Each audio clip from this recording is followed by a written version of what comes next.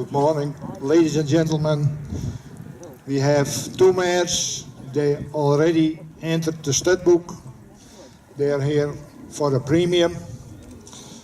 Number 18 is a horse with very nice front end, a good racial mark, and she has the conformation. Could be a little bit longer in the croup. The legwork is dry. She has a sufficient active walk. Could be maybe a little bit, make more room. She has a good trot.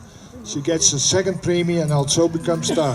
У нас сейчас на ринге две кобылы, которые претендуют на премию «Стар». Номер 18, кобыла уже включенная в книгу.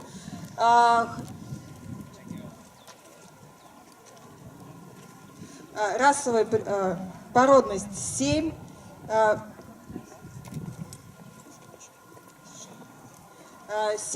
Развитие, работа ног 7, шаг 6,5 и рысь 7.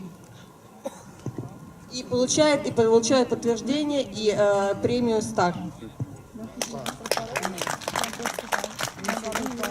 Then we got number 33.